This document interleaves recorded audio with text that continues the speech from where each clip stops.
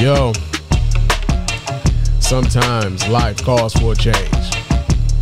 Not fake, just different. It'll show you a different way. And right now, I'm on to my different way.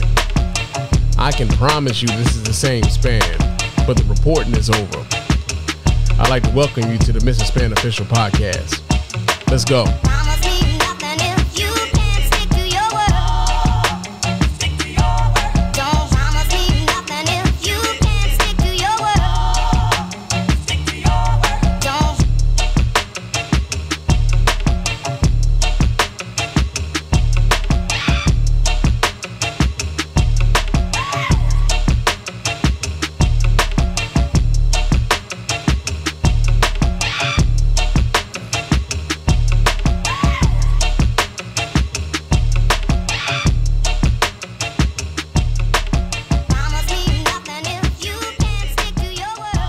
Yo, what's going on, everybody?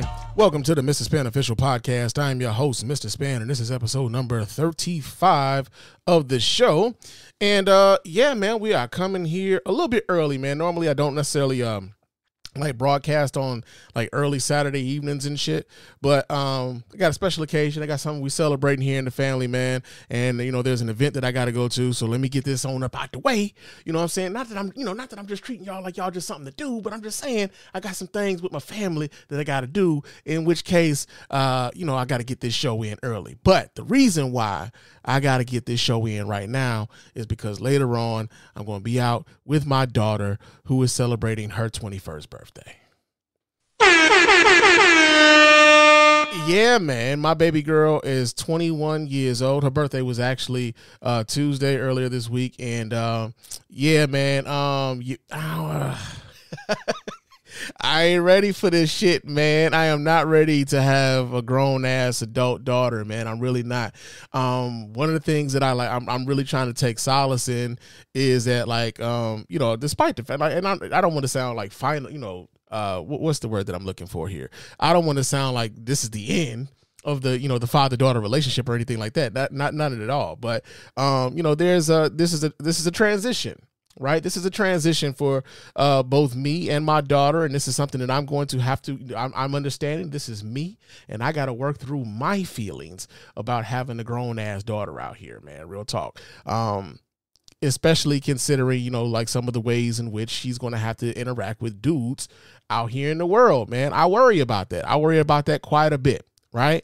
And so, yeah, man, I've got some I'm a little queasy about this. Now, people know her daddy is, locked and loaded, and she's told, little dude she was dealing with her daddy crazy. So, I mean, maybe, maybe that kind of that maybe helps a little bit in my favor. But yeah, man, yeah, I'm still just kind of shocked by the whole thing of it. It's been creeping up on me for a nice little bit, and I'm still like coming to grips with it. Yeah, when I first started podcasting, man, just think about this for a second, man. Before, like, around the time many of you may have even heard my voice when I first started podcasting, man, which was about 13 years ago. My daughter was 8. Right? My daughter was like in like second, third grade, something like that. Like she was like a real young kid now, and like so now I have a beautiful young lady who calls me daddy, and I'm stuck, man. I'm stuck.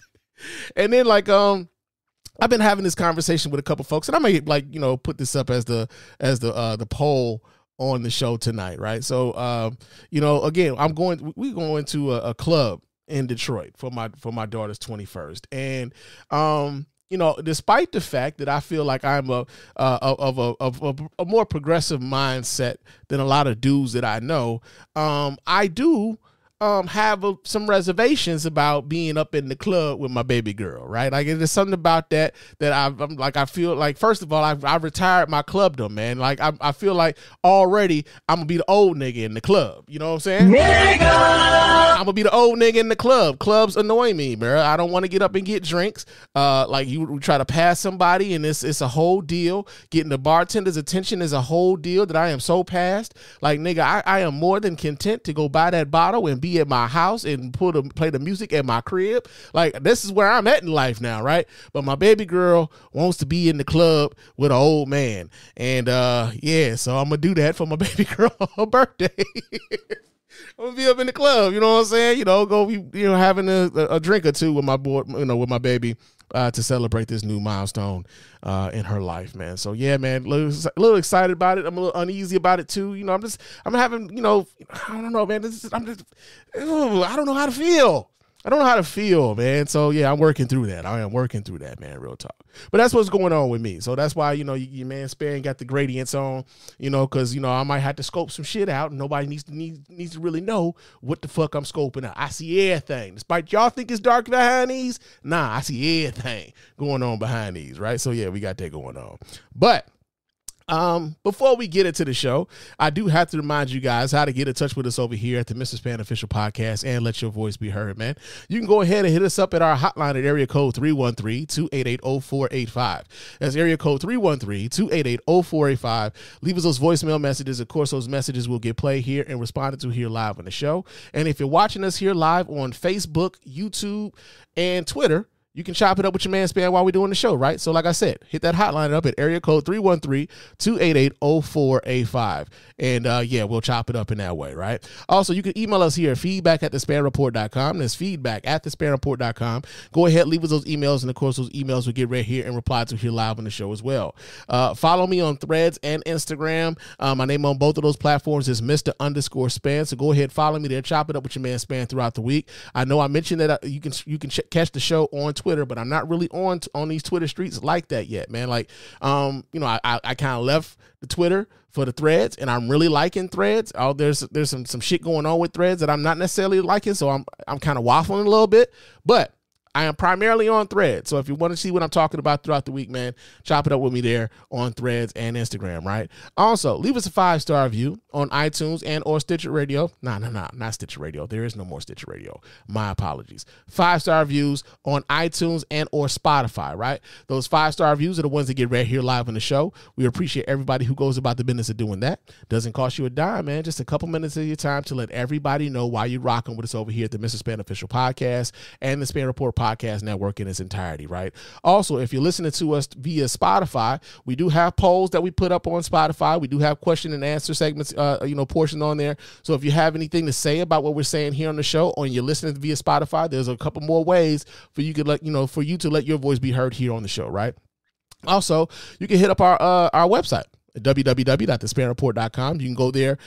You can purchase merchandise, right? You can go ahead and cop yourself a hoodie. It is still cold outside. Go ahead, cop yourself a hoodie. Get your coffee mug because it's cold outside, man. Get your warm drink in the Mr. Spann Official coffee mug, man. We got some of that stuff, man. We got stickers. We got laptop covers. We got the whole shebang bang, man. We got a lot of different products there, and it all looks good. And we appreciate everybody who helps us out in that way. And also, you can be a part of our golden circle of the Spann Podcast Network and everything else, man. Real talk. But yeah, man, that is the ways in which you can get in touch with us here at the Mr. Spann Official Podcast and the Spann Report Podcast Network. So yeah, man, write those down, take notes, and we appreciate everybody who contacts and lets their voice be heard in that way. And like I said, if you're watching this live, man, go ahead and comment and leave comments and stuff. Oh, I missed one thing. YouTube. Right? So if you're on YouTube and you're catching this on YouTube, man, those comments sometimes, if you're watching this live, of course, we'll highlight some of those comments. But if you're doing in some of our other videos, man, some of those comments we will highlight and we will respond to those here on the show as well. Real talk. But yeah, man. So like I said, we had in the intro, outside of the thing with my daughter, we had quite a bit of news happen over the course of this week, man. And I was actually planning on going live earlier this week, but some shit happened and I had to cancel. I'm like, oops, spoke too soon, right? Spoke too soon. But yeah, man, I know I didn't have it highlighted as something that we were going to talk about. But Beyonce dropped some motherfucking new music on y'all, man. God damn! Yeah, Beyonce dropped some new music. She's now putting out country music, and folks are excited. The Beehive is excited. I'm excited for them. There's already been pushback from the country music community saying that they are not going to play her music on those stations because it's Beyonce, and they don't necessarily consider Beyonce a country artist, despite the fact that Beyonce is putting out country music. Of course, that didn't go along well. So the Beehive got into action, and, those radio stations, they had to bow down, and then they had to play that music because that's what the people wanted. And it is weird in the sense that, when these people are talking about, she's not a country artist, and you see some of the racism kind of popping out of folks who are talking about she needs to stay in her lane, this, that, and the other. And when you have to recognize that, like, country music came from us too, man. Country music came from black folks too, and that's part of what I was talking about last week when I was talking about Jay-Z, and when Jay-Z was speaking on the discrepancies when it comes to Beyonce having the most Grammys of everyone in the industry and not having one Album of the Year Grammy. Meanwhile, although he didn't even mention Taylor Swift, many people took it to mean that he was taking a dig at Taylor Swift, which is, them telling on themselves again. Right. It's weird how, like, when people just come out here and tell a truth, then there are other people who, feel those hit dogs hollering, and, they they get to speaking up and speaking loudly, and oftentimes they're like just exposing themselves for being the racists that they are, and they don't even realize that, like, the people that they're trying to put against each other may not even have an issue with each other whatsoever, right? And I doubt very seriously that Jay-Z was even, like, going at Taylor Swift in a way in which people thought that he was going at Taylor Swift. But yeah, man, Beyonce has dropped a couple new songs, man, and I'm glad that, like, for her fans, man, this is something that, again, for them to be excited about. Like, I saw when not even just the white folks, man, but, like, I saw some black folks who were taking issue with the fact that Beyonce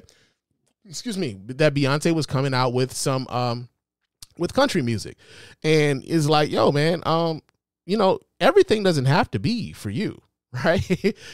Everything does not have to be for you. And because it's not for you doesn't mean that you have to shit on everything that isn't for you. Right? Like, I can totally acknowledge that, like, as much as, like, Beyonce is a really big star and stuff like that, I recognize that for myself, I'm not the biggest fan, right? A lot of her music, although some of it is good and I can listen to it, it's like, at the same time, this, that's just not my jam, and that's okay. But that doesn't mean that I have to shit on everybody else who enjoys her music, right? And I think oftentimes I think social media has kind of framed us in this way where just because you don't like something means that you have to shit on the next person who likes that thing. And it doesn't always have to be that. And I know sometimes we're all guilty of it, myself included, but it doesn't always have to be that. So yeah, man, Beyonce came out with some new music, and the world went to shit. or better yet, not even so much the world went to shit. The world was set on fire because of this new announcement of Beyonce's new music. So you got that going on. Now, another story that we got going on, this actually happened the other day. Donald Trump was in court, man, and I hope you're sitting down. The judge in his fraud case in New York came down with the judgment on Donald Trump to the tune of nearly $355 million.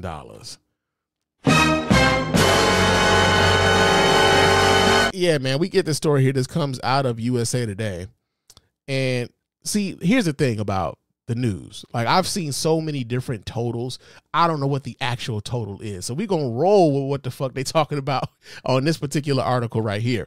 But here they're saying that the total legal losses for Donald Trump are actually of the tune of $536.8 million. God damn! Yeah. So like I said, I'm going to read from the USA Today. It says it's a New York judge on Friday ordered Trump to pay $453.5 million in penalties and interest over what he said was more than a decade of fraud.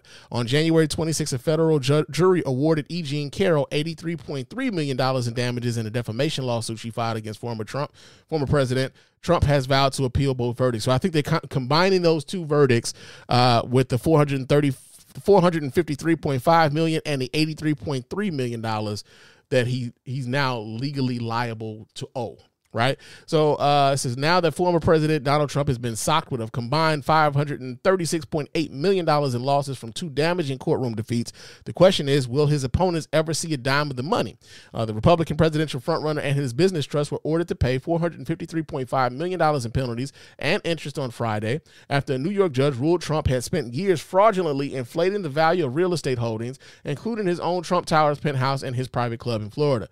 And last month, a federal jury in Manhattan ordered Trump to pay $83.3 million to writer E. Jean Carroll in a defamation case stemming from Carroll's allegation that he sexually assaulted her in the mid-90s. So I guess the biggest question for me, and I think that anybody who's ever had money crunches before in their life can attest to this, is Donald Trump got to be out here asking, can he put something on it? You know what I'm saying? Like, hey, man, I ain't got all of them, and I ain't got all of them, man. Like, can I got an installment plan? You know what I'm saying? Can I just put a little something on it right now, and I got you back in a couple weeks? You know what I'm saying? Donald Trump goes around here talking about how much money he's got. I'm a really rich man. Okay, you gonna be really rich paying $435 million motherfucking dollars, man. Now, here's the rub, right? Here's the rub. Is that by and large, Donald Trump hasn't really come out of pocket to pay any of this legal stuff, right? Most of his legal fees and like paying his lawyers and shit like that has been coming out of his political action committee, where people who are donating to Donald Trump in order to get Donald Trump reelected president, these people are donating that money under those auspices.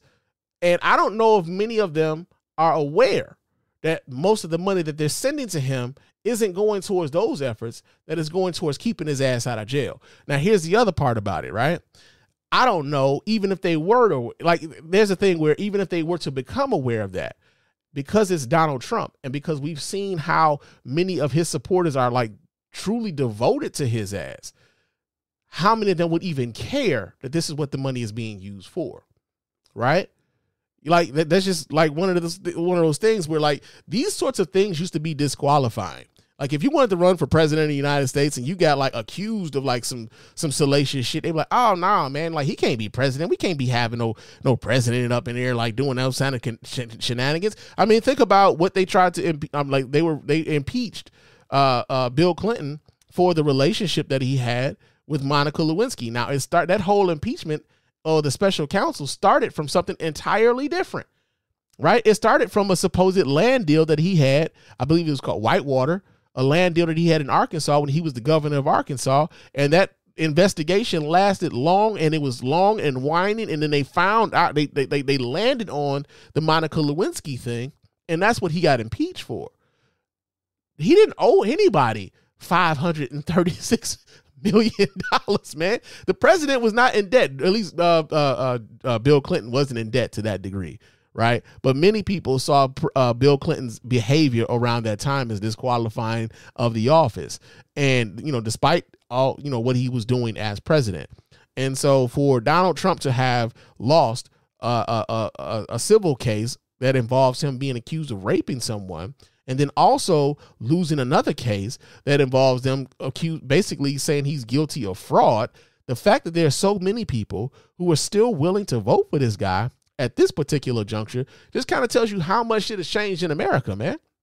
It's a lot of shit that changed in America, considering what some folks are now thinking about voting for going forward, right? So, yeah, I just thought it was kind of epic that this dude, he's lost in court again, and yet, he's still the Republican front runner for president. You got that going on. Yeah, so that's enough about Donald Trump's punk ass. We don't want to talk about his ass no more. We had another story here. This actually happened over the course of this week too, man.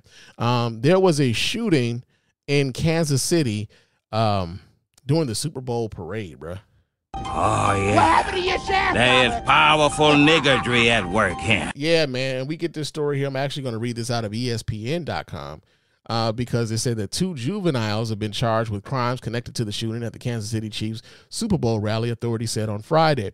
A news release from the Jackson County Family Court said that the juveniles were being detained at the county's juvenile detention center on gun-related and resisting arrest charges. The release said it is anticipated that additional charges are expected in the future as the investigation by the Kansas City Police Department continues. A mother of 2 sons was killed and 22 people were injured by gunfire Wednesday afternoon when shots erupted amid the throng of fans gathered at a rally outside Union Station after a parade through the city. Police Chief Stacey Graves said Thursday that the victims range from ages 8 to 47, with half of them being under 16 years old. Police initially detained 3 juveniles, but released 1 who they determined wasn't involved in the shooting. Police are looking for others who may have been involved and are calling for witnesses, victims, and people with cell phone video of the violence to call a dedicated hotline. Unfortunately, when this first kind of came across the airwaves, it was, a mass shooting. And we didn't know whether or not this was, one of those things that was political, whether it was one of those things that was, whether it was, like ideological or what have you. If somebody was just, on some lone wolf shit, they wanted to get had a manifesto or anything else. But ultimately what we're finding out is that this could have been a dispute amongst teenagers. And unfortunately, these teenagers had access to firearms. And of course, teenagers having access to firearms isn't necessarily the greatest thing in the world. And, they have a dispute. And rather than, throw these hands, they throwing them hot ones. Unfortunately, too many other people who had absolutely nothing to do with the dispute find themselves in hospitals, fighting for recovery. And unfortunately, one mother lost her life. You hate to hear it, man. You hate to hear it. And it kind of reminds me something of what we were talking a little bit about last week here in Michigan, where we just had some more gun laws come down with, the parents being held liable for their children being able to obtain firearms, right? There's a kid, Crumbly. His mother was just convicted of involuntary manslaughter because her son went into a school and killed 4 people. And she's now going to prison behind, the actions of her son doing that and the access to a firearm that her and her husband allowed for their son to have. And so it's going to be interesting going forward to see whether or not something like that kind of comes down in the city of Missouri. in the state of Missouri, where they take action against the parents of these kids who are basically, who going out here and just like harm so many people. Right. Because I think to some degree there is a level of responsibility, especially as a gun owner myself. I do think that there's a responsibility of folk to be responsible for the actions of their children in that way, and to be more intentional about their parenting. That's just what I'm saying, going like based on the information that I have in front of me at the moment. But yeah, you hate to see yet another instance of this happening in America. It's become so routine that we just kind of act like this is normal, and it's not. This is only happening here. And so you would hope that, you would hope that at some point those in the position of power or those in the legislature will choose to do something more substantial in order to curb this sort of thing, especially considering that the vast majority of Americans, voting Americans, would like for something to be done. Unfortunately, some of these politicians are taking it upon themselves to stand more in solidarity with the lobbyists as opposed to doing what they should be doing for their constituents. But you got that going on, right? All right. That was a fucking downer. Oh, shit. That was a fucking downer. But yeah, man, let's move on. Let's move on to something a little bit more kind of crazy. So there was a teacher who was fired in Arizona earlier this week, man. And this teacher was fired because she had and OnlyFans. Now, this isn't the first time that we've heard of a teacher losing their job for some inappropriate behavior outside of the workplace. Some of them are losing their jobs because they were, having sexual relationships with the students. Some of them because they were, they had a reputation for being sex workers for respectability's sake. A lot of, folks in the education departments are really frowning upon that sort of thing. And so this particular teacher, her name is Nkechi Diallo, she was fired for having an OnlyFans, right? Now, many of you may not even be familiar with this name, Nkechi Diallo, right? But you are familiar with the person who is now walking around with the name Nkechi Diallo. And the reason why you're familiar with this person is because before her name wasn't Nkechi Diallo, her name was Rachel Dolezal. God damn! Yeah. Rachel Dolezal is out here on the bullshit, man, on the bullshit. So we get this story here. This comes out of KVOA.com. I believe this is in Tucson, Arizona. And the story reads, it says, Nkechi Diallo has lost her job with the Catalina Foothills School District. Julie Fabric, the district's director of alumni and community relations, said Wednesday in an email to News 4 Tucson. Diallo has a public social media page where she has linked an OnlyFans page that appears to be operated by her. Fabric said in an email, Diallo's posts are contrary to our district's use of social media by district employees policy and our staff's ethics policy. Fairbarrick said the district learned of these social media posts Tuesday afternoon. Some explicit photos are being shared on other public websites. It is unclear if the photos were shared by Diallo or if they were placed there by someone else. Diallo, who used to be known as Rachel Dolezal, you might recognize her name. Dolezal was under fire in 2014, accused of misidentifying herself as black while serving as the head of the NAACP in Spokane, Washington, before resigning amid the backlash. She was a prominent civil rights leader and an African studies professor in Washington State, accused of pretending to be black for personal gain. Now, here's the thing. Here's the thing about the Nkechi Diallo, pictures and whatnot that she had on the OnlyFans that she was spreading on the social medias. So I'm kind of more shocked that the people in Arizona did not do the Googles, man, because there's so many people who could have told them what the fuck was going on with Rachel Dolezal. I'm sorry, Nkechi Diallo.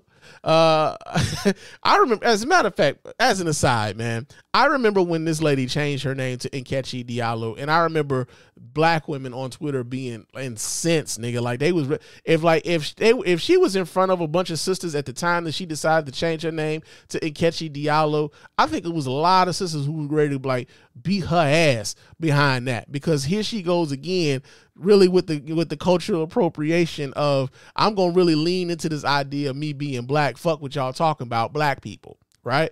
So you had that going on, but also after she had been outed as a fraud as far as being a black person was concerned,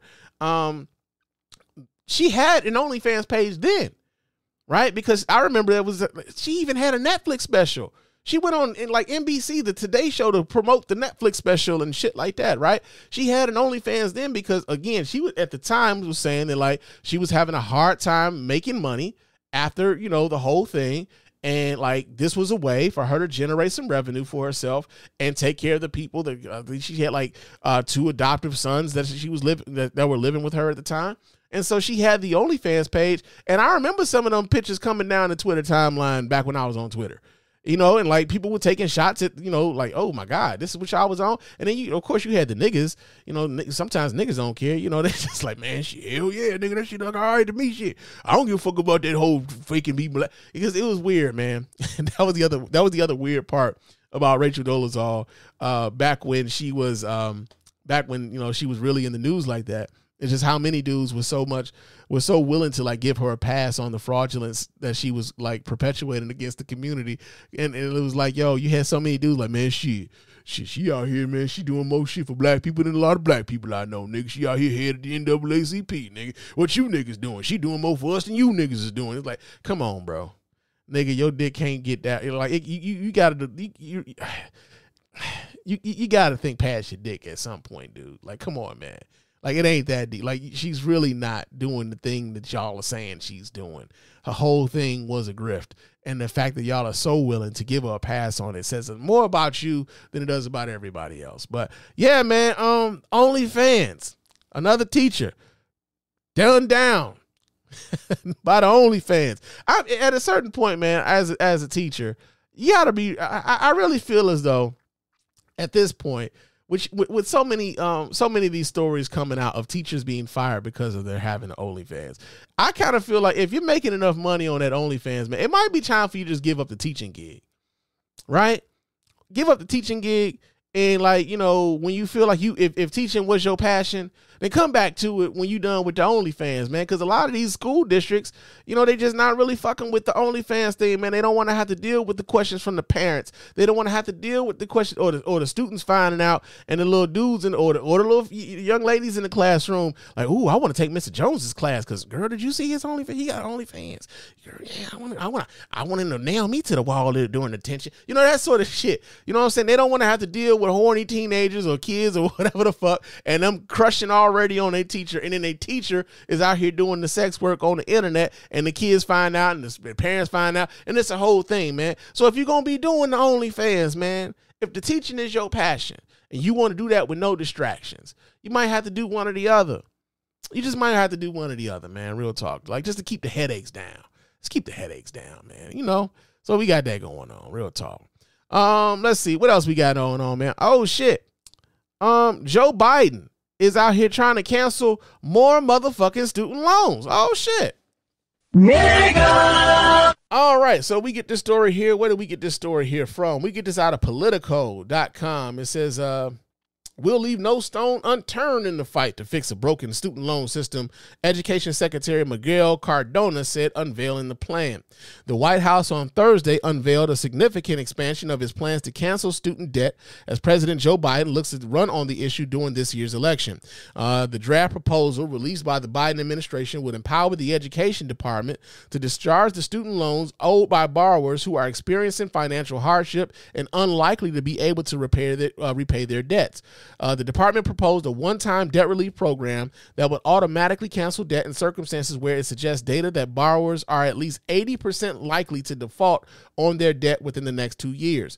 The proposal also contemplates applications from individual borrowers experiencing a hardship. It outlines more than a dozen factors that the administration will use to determine financial hardship, such as a household income, total debt balance, history of loan repayment, and receipt of a Pell Grant. The proposal did not define specific thresholds for those factors. Let's see. It says the latest draft is the most wide-ranging part of Biden's Plan B strategy for canceling large swaths of student debt in the wake of the Supreme Court's decision last summer to strike down his first attempt to cancel as much as $400 billion in outstanding debt. So, again, like I said, you know, as much as we talk about some of the things that are going on in the world, man, and why they ain't doing nothing to help the American people, here's another example of them trying to do this even around the Supreme Court, considering that the Supreme Court deemed it unconstitutional for Joe Biden to be able to cancel over $400 billion in student loan debt. And up to this point, I think he's canceled up to $135 billion so far within the last 3 years. So yeah, man, there's more. This is much longer article, but yeah, so they are releasing this new strategy as a way to try to help more people who are experiencing financial hardships to kind of get around and get that relief from not having to pay their student loan debts back, man. Real talk. And I know quite a few folks who are still dealing with student loan debt to a crushing degree. I mean, I still owe student loans, and I probably wouldn't qualify for any of these programs. But, you know, I'm lucky enough that like my student loan debt is like less than $10,000 now. I could probably knock that down. But there's a lot of people who are dealing with a significant amount of debt, much more than I am, who could very well use that help. And so don't be a hater and be like, well, shit, I had to pay my loan back. Why they ain't got to pay their loan back? It's like, come on, bro. Like, yo, that's like being mad at cancer patients for like having a cure when you lost a loved one due to cancer. It's like, bro, unfortunately, the solution wasn't there for us at the time, but it's here for someone else. And we should be happy that the solution is there for someone else. So you got that going on. Joe Biden out here trying to help the people and shit. You know, meanwhile, Donald Trump out here trying to take money out of your pocket to pay his legal bills. I'm just saying.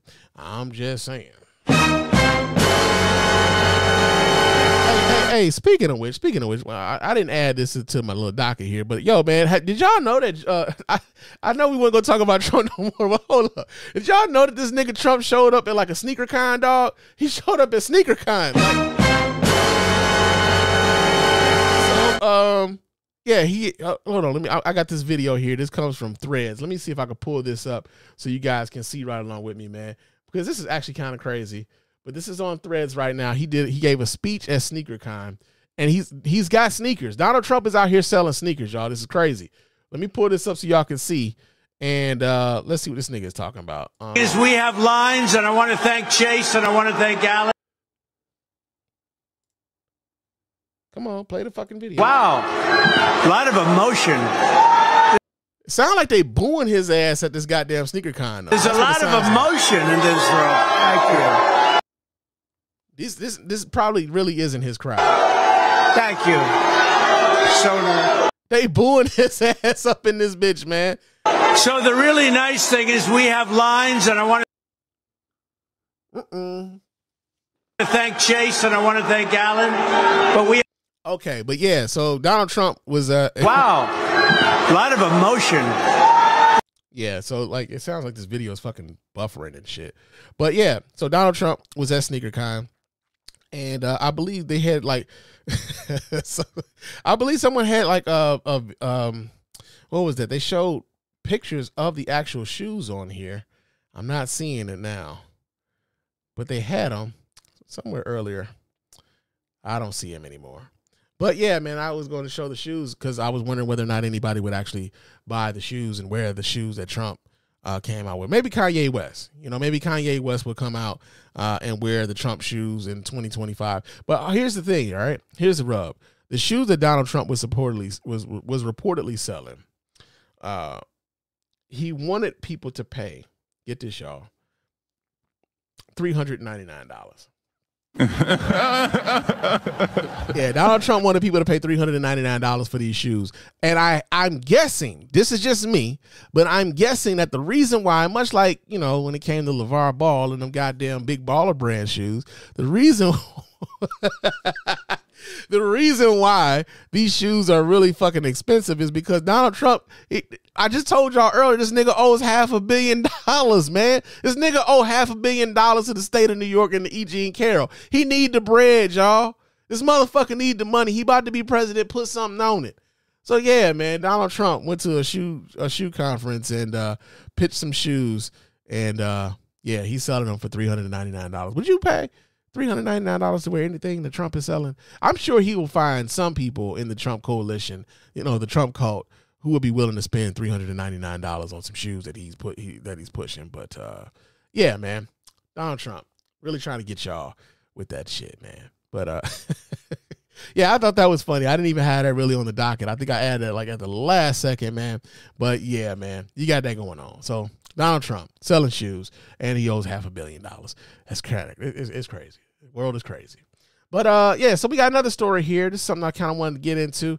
There was this comic, man, guy by the name of David Lucas, right? I don't know how many of you guys are familiar with comic David Lucas, but the reason why we're talking about David Lucas is because David Lucas did a set at a comedy club, and he made a joke about George Floyd, and a lot of the black members of the audience got the fuck up and walked out. Oh, yeah. What happened to your shaft? There is powerful niggardry at work here. All right, so we get this story here. This comes out of the Atlanta Black Star. Let me move this over here because I think they got video attached to this, so we might be end up watching this video. But part of this article says that Lucas, who self-identifies as an edgy comedian that pushes boundaries, said there's a clip that is circulating around social media, and since that clip has come out, I have spoken to a lot of George Floyd's family. I spoke to Kyle Wayne, Trader True, Stephen Jackson, and my intention was never to cause harm to his family or make them revisit a moment that happened a few years ago. Excuse me. He said, and in his statement, he's saying, I just want to apologize to his kids and everybody who was close to him. The aforementioned set was filmed during his show at Kansas City, Missouri. The Funny Bone Club at the top of January, after being heckled by an audience member, Lucas at one point tried to roast the patron from the stage. All right, so let's see what they're talking about here. Let me take this down. Let's take that down. Let me add this and see what the hell this dude was talking about. Where's the video? Here we go. Let's see what he. It's a joke. Did you call me man? Huh? Don't be shy. I'll turn these lights on. Speak up. What'd you say? Turn the lights up. Turn them all the way up, all the way up, all the way the up. I want it to look like y'all cleaning up in this bitch. Turn the lights up. This nigga talking shit and won't talk. Turn the lights up, bro. Come on, come on.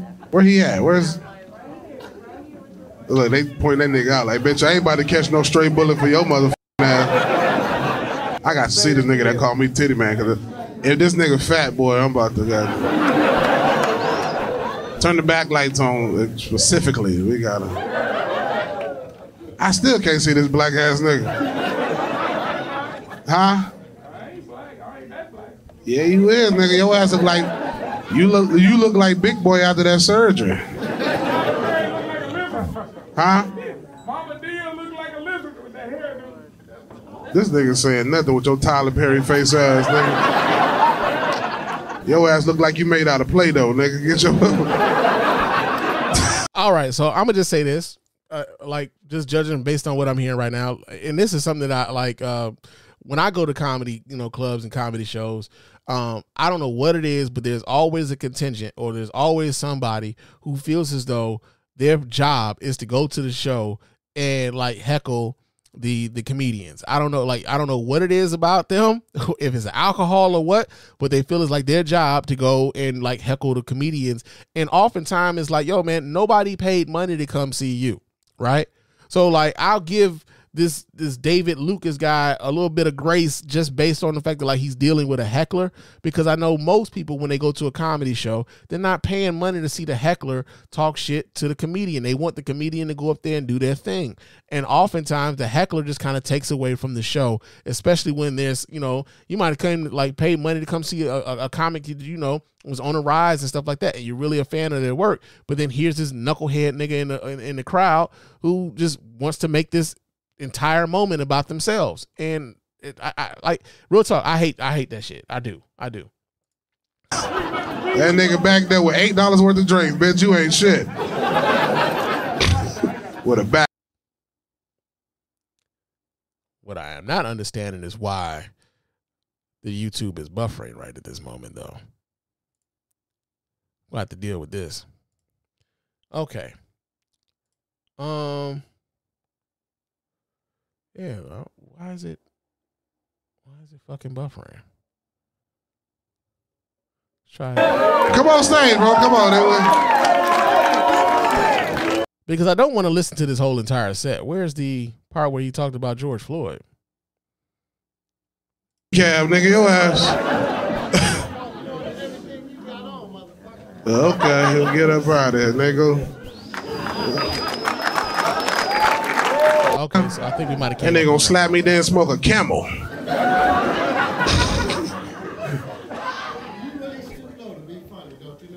It's called comedy, nigga. You really stoop low to put the outfit on, nigga. You look like you drive a yellow taxi cab, nigga. Your ass. Okay, he'll get up out of here, nigga.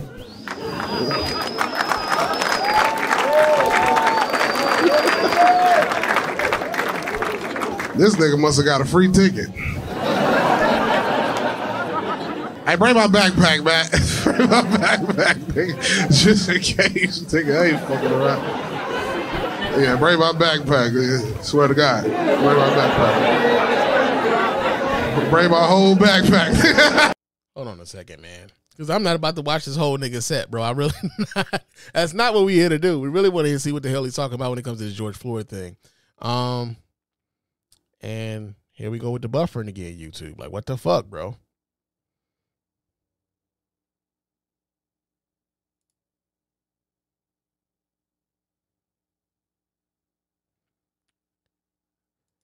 What the fuck, man?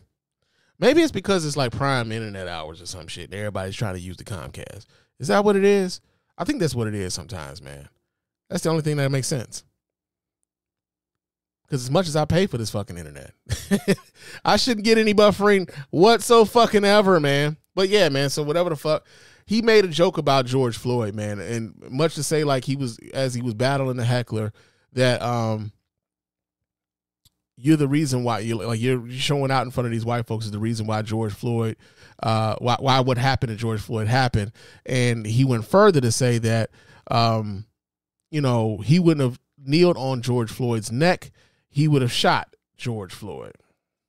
Nigga! Yeah, that's what he said. That's what kind of sparked this entire thing where, we're talking about him here on the show and they're talking about him in Atlantic Black Star and everything else, right? So you got that going on. Let me just take that down because for whatever reason, this fucking video doesn't want to play. But, yeah, that was a fucked up thing to say. I mean, this bottom line, that was a fucked up thing to say.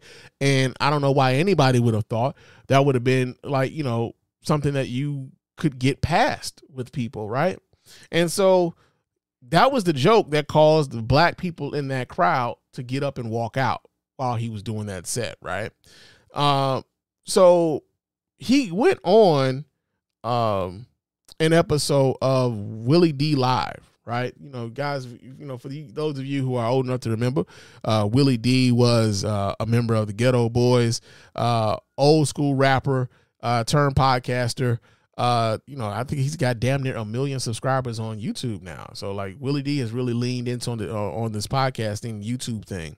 And he went and he talked to David Lucas, and he talked with David Lucas about this particular moment. I want to add this video, but I hope this fucker actually plays, man, because the videos have been acting real janky these last couple weeks. Let's see what happens here, though.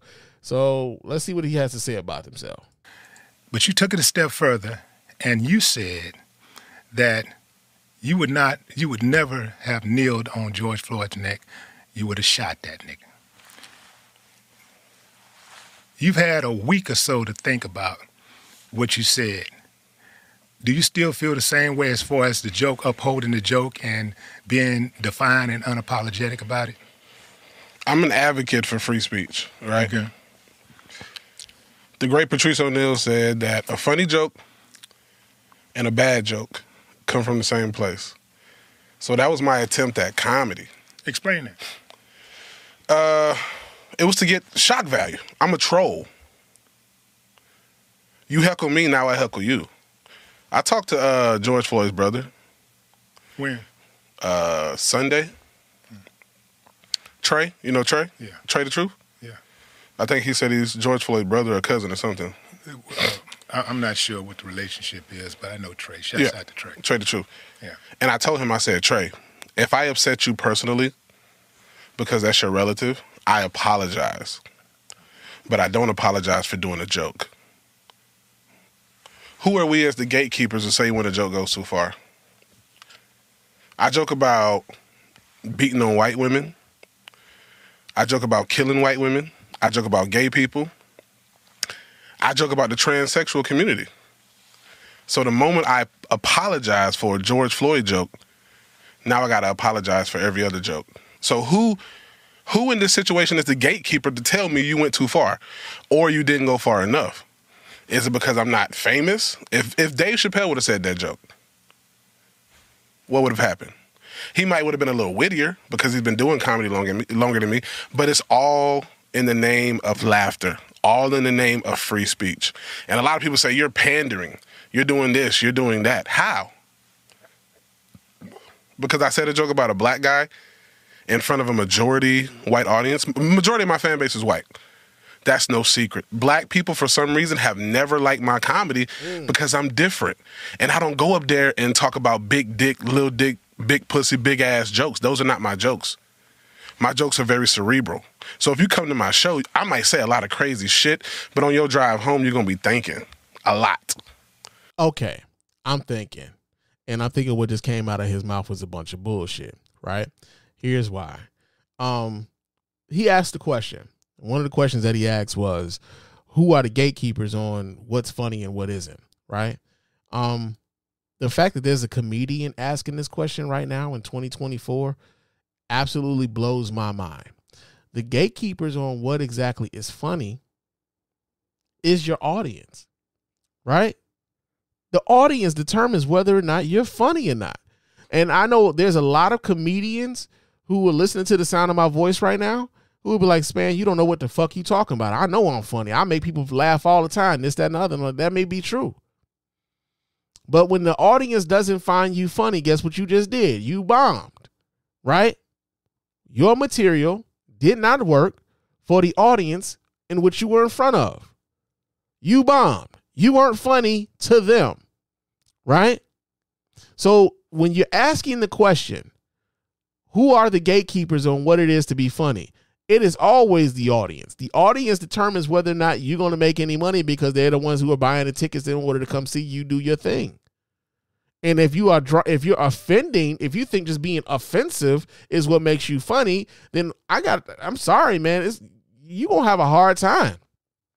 If that's your only lane, is to just say some offensive shit and think that everybody's just supposed to be cool with you just saying something offensive, and everybody's so sensitive because you're saying this thing that they should be cool with because it's all funny jokes, right? It's First Amendment, yada, yada, yada.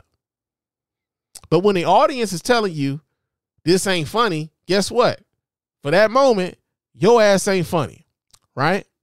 Now, another thing he said that I thought was some bullshit was this. He said that my audience is primarily white and that black people have never really kind of glommed onto his comedy. They've never really liked his comedy. And then he goes further into saying that, because I don't tell big dick jokes. I don't tell this, like these lowbrow sort of jokes. I'm more cerebral. You thinking when you leave my show. And essentially what he's saying is, yeah, black people aren't the most smartest motherfuckers in the world. And so in order to entertain black people, you got to come with some of the more, low rent, low brow, not cerebral sort of jokes in order to get a laugh out of them. So if you understand, if this is your understanding of what it means to be a comic and to be a comic in rooms that have black people in it, then you should also understand that, when you do go and do the George Floyd thing, that black people ain't going to be feeling you too. Because of what happened to George Floyd and because of what that movement meant to a lot of people and because of what that ultimately resulted in as far as not only it influenced getting Donald Trump the fuck up out of the White House. People were gassed out of a park just so this dude can stand in front of a church and hold up a Bible upside down.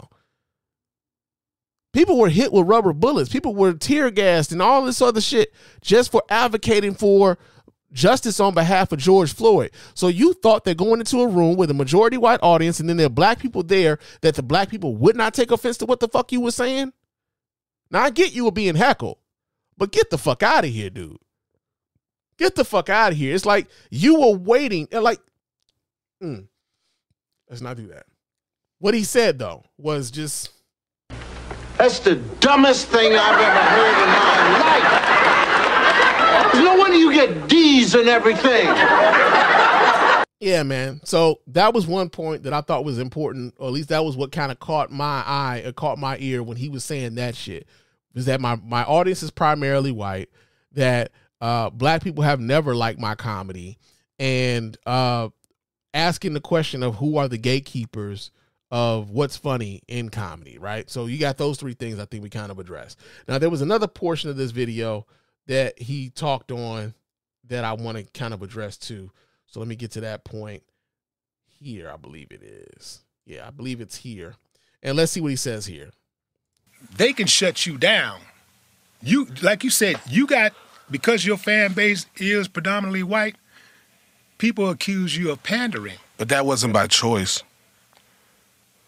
What wasn't by choice? That your fan base is predominantly white? Let me tell you a quick story. I moved to LA straight out of high school. I was 19 in a city where I didn't know nobody. Mm-hmm. Bruce was my mentor at the time from Atlanta because I was going to his mics. You know, I went to all the black clubs that he told me to, and these people gave me so many problems. So I said, if I'm going to have problems in this entertainment industry, it's not going to be from people that look like me. And we both can sit here and agree that if I go do a black room, I have to limit my subject matter, period. Okay, again, he's talking about if he goes and do a black room, he has to limit what he talks about, as if black people aren't intelligent enough to follow what the fuck it is he's saying. Like, come on, bro. Come on, man. Like, come on, bro. Come on, man. You're not good. We can't let you get away with that sort of shit, man. This comedy is not about colors. It's more so about classism. Even if you thought it was more about classism, right? It's not about colors, it's about classism. Think about what you just said. You have to limit what you talk about when you go to black rooms. So you think that, like, they are, just based upon what you said, that there aren't black people of the same, living in the same class as some of these white people in these rooms that you are pandering to when telling these fucked up ass jokes about black people? And then your attitude about when you go into a club, that you have to limit what you talk about when it comes to black people. But I guess, you know, when you do, you don't have to limit what you say in front of white people, because guess what? White people are very much willing to laugh at those jokes about black people. So you can get away with those jokes with the white crowd because they're not going to hold you to account. Black people will. That's why you are running into problems. So like this, like it's weird, man. Like, you know, I like the fact that like Buddy not only told the joke, but is then like trying to, you know, well, I apologize to the George Floyd family if I made them feel any sort of way, but like, you know, black people mostly, like I the reason why my fan base is white is because I got to limit what I say when they come to black people. It's like, come on, bro. Nah, it's not that, man. It's just like, yo, man, they gonna hold your ass accountable, man. You're not just gonna get up there and just say any motherfucking thing without getting checked, man. That's just what it is. And that's not even talking about like heckling, right? Because again, I've already expressed what I feel about heckling. Nobody paid money to come see your ass in the crowd talking shit to the comic. Nobody paid for that. But at the same time, you're not gonna sit on a platform and say, "Hey, I gotta limit what I say when it comes to black people, and when I can't do this certain kind of comedy because it requires you to think and all this other shit." At the same time, saying you can't do that comedy in front of black people. It's bullshit, man. It's bullshit. So yeah, man, that happened over the course of this week. I just thought that was something interesting, and I wanted to kind of speak to it. Right now, another issue that we got going on, man. Shannon Sharpe, and I know this is part of the reason why a lot of y'all probably even tuned in tonight. It's because of we was talking about not only just Shannon Sharpe, but Monique and everything else. But I'm gonna tackle this part here first, right? So Shannon Sharpe, he and Mike Epps have apparently squashed their beef, man. They've let it go.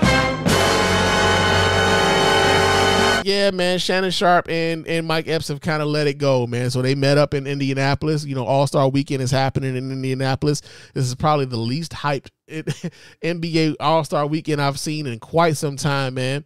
But we gonna get this story here. This comes out of hotnewhiphop.com because I wanted to talk about the squashing of said beef, not the continuation of said beef. And this was the only outlet that even had the shit up. So we're going to read this story out of hotnewhiphop.com. And it says that Shannon Sharpe appears to have fully squashed his beef with Mike Epps. As promised, no video required, no audio required, just a picture of proof. We are good. Sharpe wrote on social media alongside a picture of the pair. Previously, Sharpe said that the pair would settle the beef on Club Shay Shay. And I asked y'all about that. I said, do y'all think this is just a ploy for Mike Epps to end up on Club Shay Shay? Could that have been the whole goal, was to end up on that couch to be able to talk his shit on Club Shay Shay? Because Club Shay Shay is now one of the more de facto places to go when people want to be heard and everything else, right? I was kind of wondering if that was the play. It says the beef began when Epps called Sharpe out on stage during a stand-up performance. He says, that nigga Shannon Sharpe called me trying to do an interview. He said to the crowd, I said, no, Madea, I ain't doing no interview with you, so you can sit across from me and look at my balls. The nigga... The nigga shit is called Shay Shay. The nigga is telling you, put a wig on that motherfucker and tell me that ain't motherfucking Medea's sister. The situation devolved into a full-blown beef with the pair trading shots throughout the week. However, Epps is not the only person to make comments about Sharpe's sexuality. Antonio Brown went after Sharpe after Sharpe criticized Lamar Jackson. Sharpe a rainbow. He don't respect real players, Brown wrote. Furthermore, the disgraced wide receiver's tweet saw him firing off 2 separate insults at the Hall of Famer in just 8 words. The notion that Shannon Sharpe is gay is a long-time insult leveled at the former tight end. Meanwhile, there is also the implication that Sharpe isn't a real player, which is wild given that his career receiving yards, despite not being a true receiver, is less than 2,000 behind former wide receiver 1 Brown. Brown was responding to an old clip of Sharpe chastising Jackson for his physical play and reckless behavior at a charity event last year. The point that the post Brown was responding to was that Sharpe, who was very critical of Jackson after the AFC Championship game, had always been biased against Jackson. Furthermore, Brown's comments were part of his continued promotion of his media brand. Now, I didn't even know about that whole shit when it comes to Antonio Brown. Dude hasn't been right for a little while, man. Like, the fact that we even paying attention to what the fuck Antonio Brown is saying right now is a bit odd to me. That's keeping it a buck, right? But here's the deal though, right? A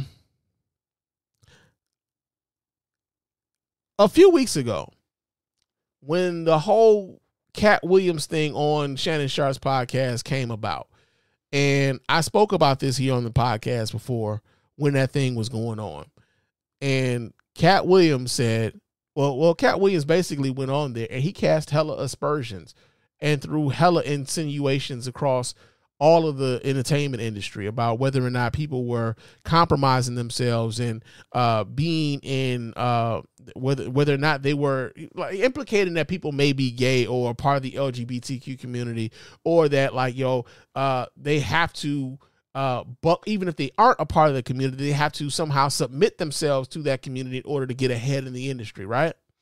And I said at the time that notion that anybody who has any level of success in the industry is only because they compromise themselves in sort of way was bullshit.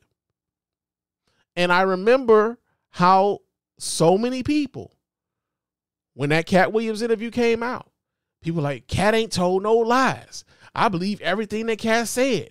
Katt got receipts. And there, Katt had some receipts for some shit, but there was some other things that, they didn't really meet the smell test. Like, we had the whole thing about this. Like, this nigga was clearly lying. There were some things that the nigga was clearly lying about, but people wasn't trying to hear that, right? And I remember saying this, man, like, the idea that these people are only successful because they compromise themselves in some way is a dangerous motherfucking mindset to have. Right? Dangerous mindset to have. Fast forward not even a month later, and people are coming at Shannon Sharpe with the accusations that Shannon Sharpe has either compromised himself, or that he's gay, or that he's giving out favors for his success. Never mind that most of this success is mostly kind of coming off of the back of lightning in the bottle with the whole Katt Williams interview. To begin with, it was lightning in the bottle. I don't think Shannon Sharpe could have predicted that his show would reach the echelons that it is reaching because of what Katt Williams did on his show, right? And yet now, Shannon Sharpe is now being hit with those same sort of, you compromise yourself, brother. You part of the LG, and like these are accusations that have kind of been floating around Shannon for a minute. I remember there were pictures of his stylist, like him. When he goes out and he has a stylist with him. What I didn't know initially was that his stylist is actually his nephew, and that it's his nephew that is around that is around with him when he's going out to events and everything else. But people were taking it to, like, that when he goes out in public and he's out with this young male, that that's his dude. That's his boyfriend or whatever. Now, Shannon has said that, like, I don't chase a lie and I'm not going to give that any energy and everything else. But the point that I'm making is those sorts of cries are coming out even louder now that Shannon Sharpe has more profile than he had before, right? Corey Holcomb out here on the same shit. Mace out here on the same shit. There's so many people now taking shots at Shannon Sharpe. Even Steven Jackson over at the Up and Smoke, All the Smoke podcast, and he's criticizing the way that Shannon Sharpe allows people to come on there on his show and say things. And he said, well, we wouldn't allow people to come on and do sort of that shit like that, and forgetting that, like, yo, he just had Isaiah Thomas on that show not too long ago, and he was talking cash shit about Michael Jordan, right? And then followed that up with having Charles Oakley on All the Smoke, and Charles Oakley going in on Isaiah Thomas about the shit that Isaiah Thomas said about Michael Jordan. But it's all about the attention that Shannon Sharpe has been able to garner as of late when it comes to that show. And it would be funny if it wasn't so predictable that now Shannon has to defend himself and his integrity against attacks of him either being gay, despite the fact that there's nothing wrong with being gay, but those are the attacks being leveled at him. He's fighting those attacks. Excuse me. But then also just fighting attacks against his integrity as a man, as someone who's moving in this space in media. It just been real interesting to kind of watch how that happened. And so, like I said, when it came to this Mike Epps shit, I thought that the play was Mike Epps trying to get on Club Shay Shay, right? This is an opportunity for me to kind of get, to kind of promote what I got going on. I could use that publicity. And guess what? That's exactly what the fuck he did. Even after he was calling, Shannon Sharpe zesty and all this other shit, he was like, yeah, man, make sure y'all go ahead and buy tickets to my new comedy special. Yeah. Like, yeah, he was using this as an opportunity to promote himself. And it's just kind of weird watching it play out, especially I've been doing this a long time. And so, like, at a certain point when it's like you've seen the movie before. You've seen this movie before. And so when you're watching it play out, like, oh man, watch this is the best part. This is the best part right here. Watch this. Check this out. Because you see how you're seeing how people are moving. You understand the play. And so, yeah, I think it's dope that, like, Shannon Sharpe and Mike Epps were, they were publicly going at each other. The fact that they were publicly able to squash that, I think that was dope of both of them to be able to do that, right?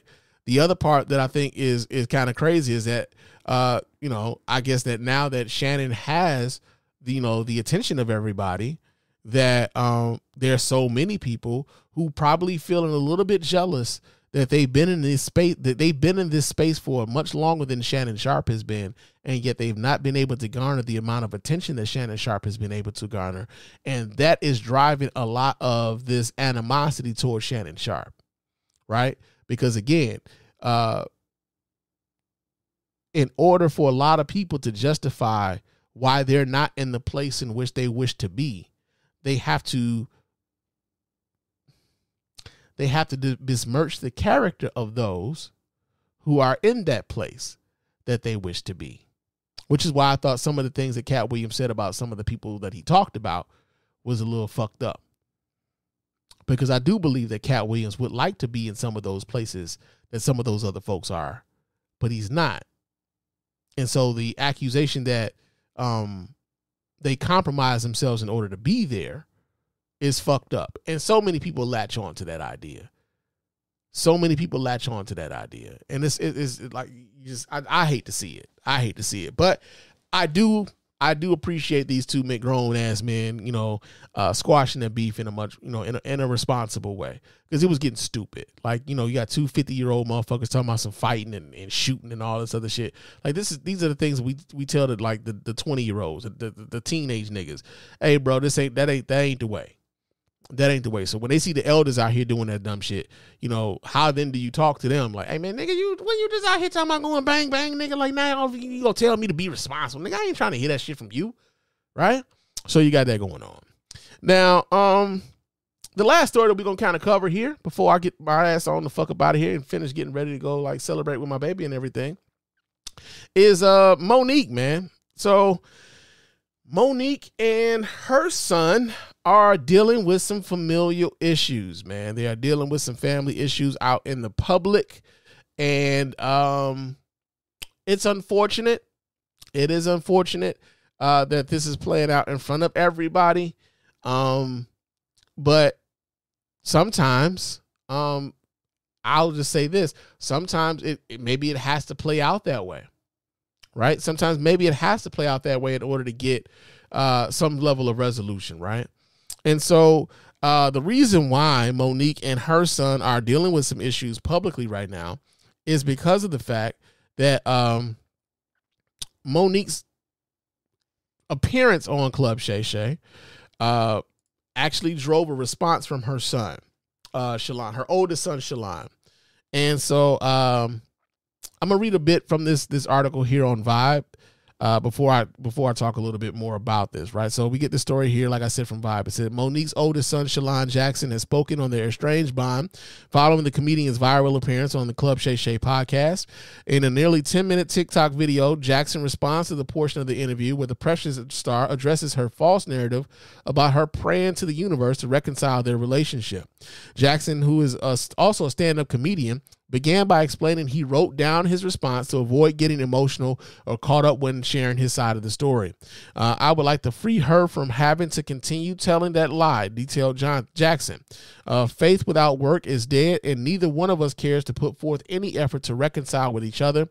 We are separate, as she puts it, because she doesn't care to be my mother any more than I care to be her son.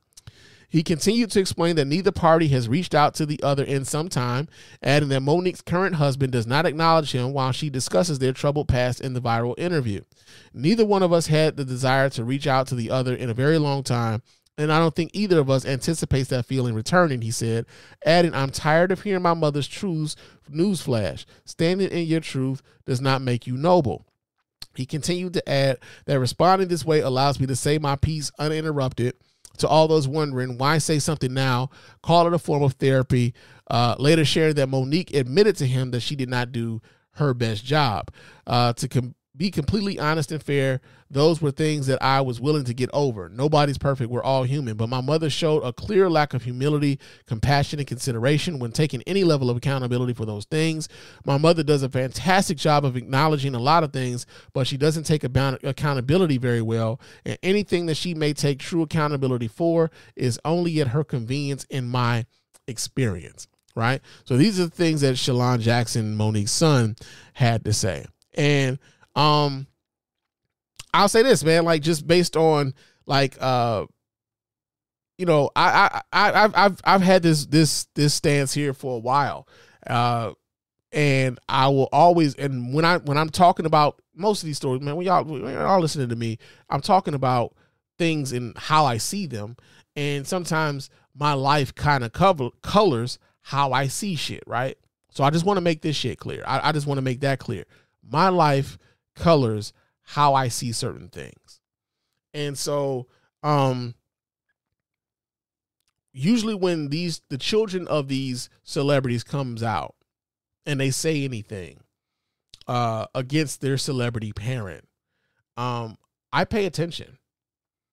I pay attention to those kids, and I am more apt to believe those kids and their experience when it comes to them coming out against their parents in a public way, right?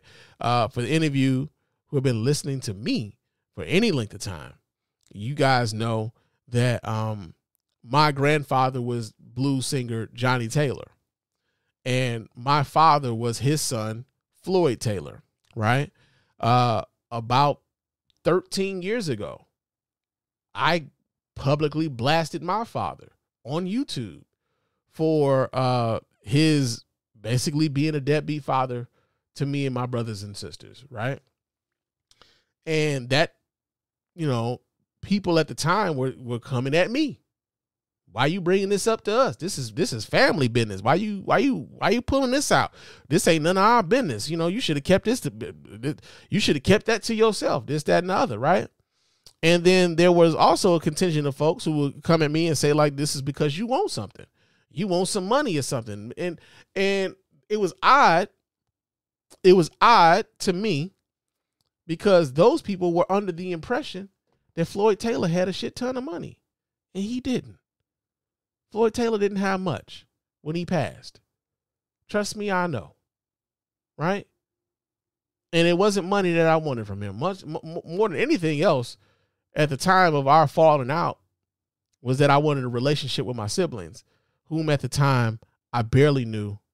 And I had two sisters I did not know at all. Hadn't seen them ever. Right? And so that was what our falling out was about. And I remember, folks coming at me sideways, saying all sorts of crazy shit about my mom and all sorts of stuff, right? Because that was the parasocial relationship that people have with celebrity, is that they always took the side of the celebrity because the celebrity gave them something to remember them by some way, right? The art kind of gave them something to remember them by. So like, whether it be the music, whether it be the comedy, whether it be the movies and the roles that they took on, like people, like you think about how people look at Bill Cosby. A lot of folks think that Bill Cosby raised them based upon his role as Dr. Huxtable on the Cosby Show. So many people will come at your neck for coming at the dude that they believe vicariously raised them through that TV show. So when you come out as a person who actually knows that dude, and you say something a little, that doesn't exactly jive with the public persona that this person has cultivated for themselves, their fans will be upset with you, right? And I get it. I get it when these children of these celebrities come out. Now, I've said this on the show before, on the Spann Report before. I'll say this again here on the Miss Spann Official. Floyd Taylor was nowhere near the star that Monique was, nowhere near the star, is, nowhere near the star that Brian McKnight is, nowhere near the star that Kurt Franklin is. But when these kids of these stars come out and say something, I'm saying to you, I'm paying attention to what these kids are saying. Because far too often, we dismiss the experience of these people, but the children of these people who have a much different relationship with that person that you idolize because of the art that they produced. And it was interesting that, to me, how so many people wanted Shalon to be more private in how he addressed what he had to address with his mom, right?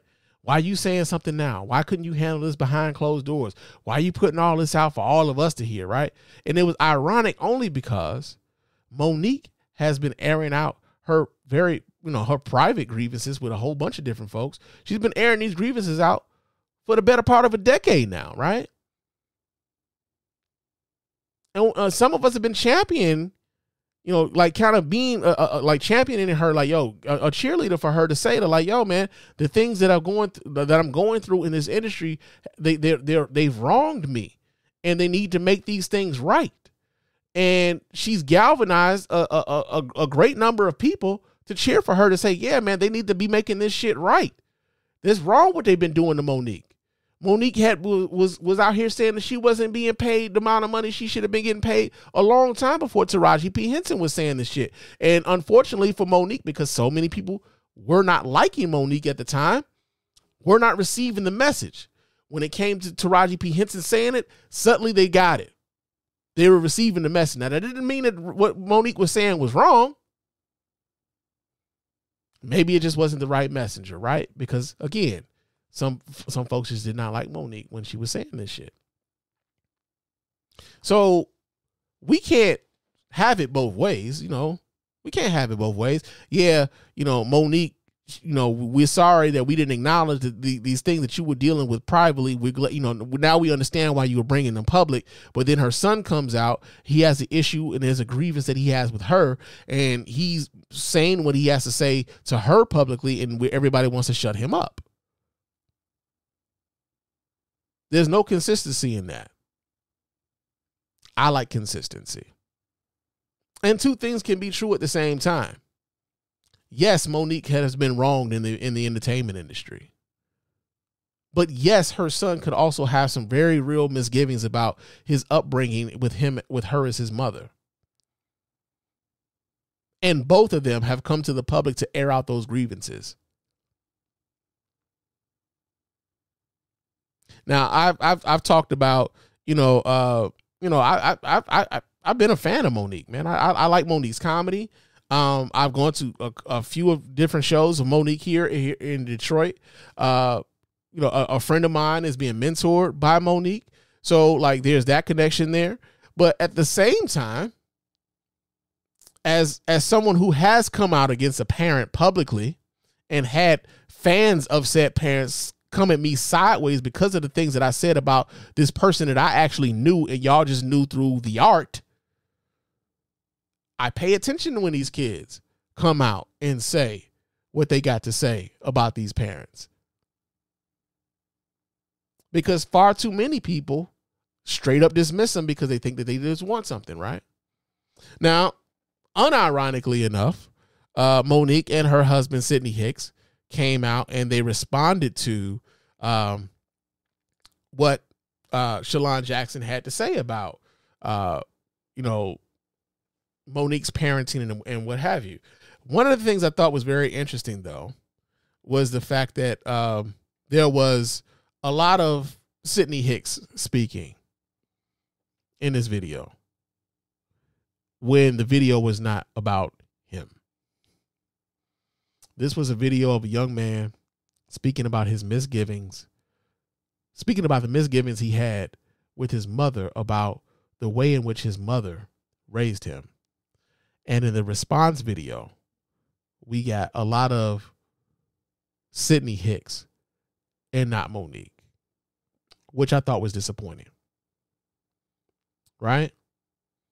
Because if you're going to address this publicly, if we're all going to be a part of the discussion, if we're going to address this publicly, then I needed Monique to be the one responding to her son, not her husband. Because, I mean, ultimately, like the real beef is between you and your son, not your husband and your son. Despite the fact that you've known Sidney since y'all were kids and he called him Uncle Sid and everything else, that's all fine and good. But when you're dealing with an issue between a mother and her son, or a father and his son, or a parent and their child, step parent or not, hey man, this ain't about you. This ain't got nothing to do with you. It may have something to do with you. You might have some role in this. But my beef right now is with the person that helped bring me into the world. We need to have a conversation. We need to have a come to Jesus moment. And what we don't need is you justifying shit. I thought I like when I watched that, I'm like, this ain't it. This ain't it. He was speaking to his mom and about what his mom's actions. And here we get a video response and mostly Sidney Hicks talking, not Monique. I thought I was disappointed in that. Now, of course, the title of the show is No One Wins When the Family Feuds, and we don't, right? We don't have, I mean, like, I even when I did the thing that I did, I mean, and I'll say this, because there's a question that a lot of folks have, they have when these sorts of things happen. Why are these kids talking all this shit? Why are they coming out publicly? Why don't they keep this shit in house? Why they got to bring us into all this stuff? We ain't got to know all this, right? I'm going to tell you exactly why kids of these celebrities come out. Because they feel like they don't have any other option. These kids come out because they know that this celebrity parent cares a lot about what the public thinks of them. Right? Think about this for a minute. These kids have been frustrated with their parents for a long time.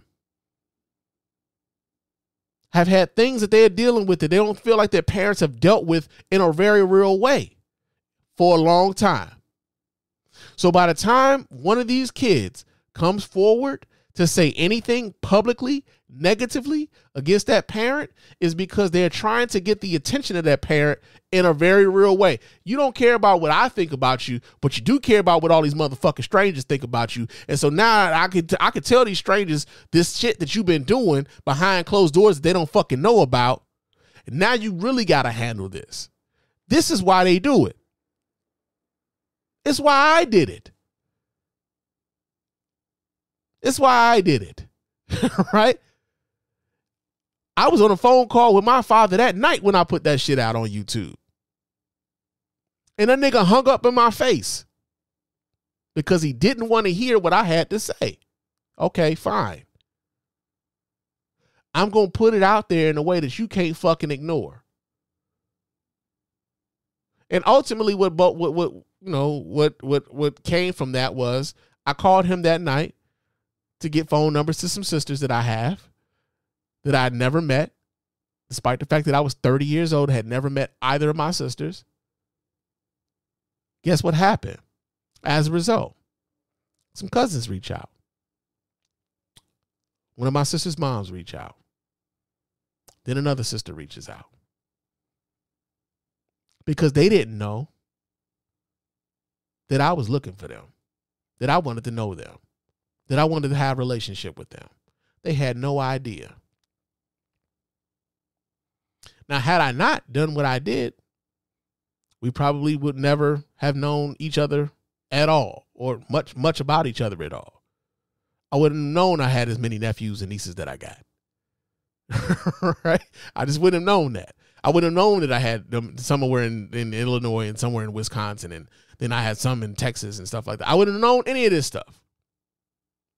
So when these kids come out and they talk about their parents publicly, I want people to understand that a lot of these kids, they don't want to do this shit, but it's like what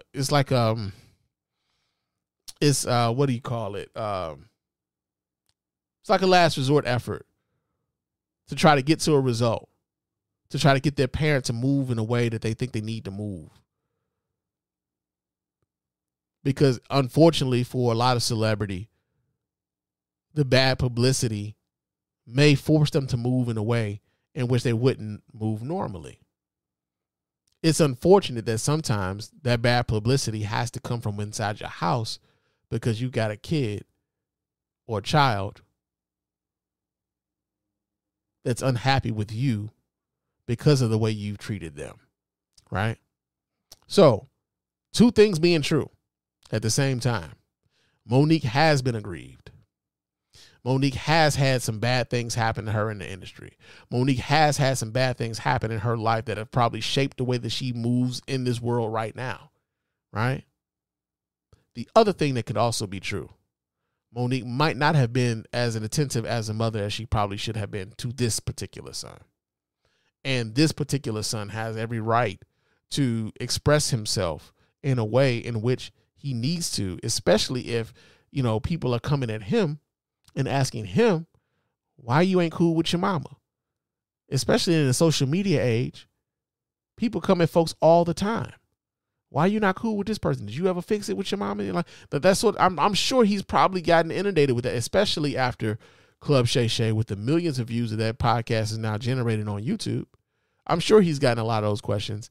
And in a way to get around it or get in front of it or however, this was his way of expressing himself and saying, so look, I want to free my mother from having to go on podcasts and say this shit, knowing that it might not necessarily be true.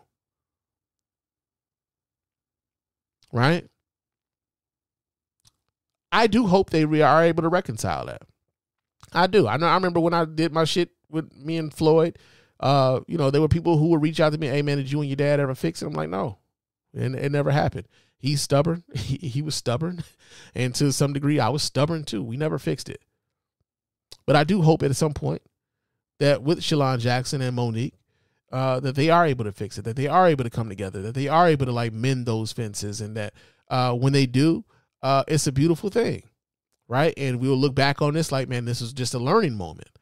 But yeah, man, as this was happening, it was just one of those things where having just some level of understanding of why this sort of thing kind of happens, I felt like I should probably kind of talk a little bit about it. So yeah, you got that going on. But yeah, man, I am about to get on up out of here. I got some partying to do later tonight.